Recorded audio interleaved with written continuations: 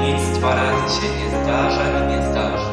Z tej przyczyny zrozumieliśmy się bez wprawy i pomrzemy bez rutyny, choćbyśmy uczniami byli najlepszymi w szkole świata.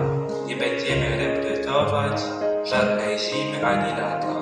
Żaden dzień się nie powtórzy, nie ma dwóch podobnych nocy, dwóch tych samych pocałunków, dwóch jednakich spojrzeń w oczy. Wczoraj, kiedy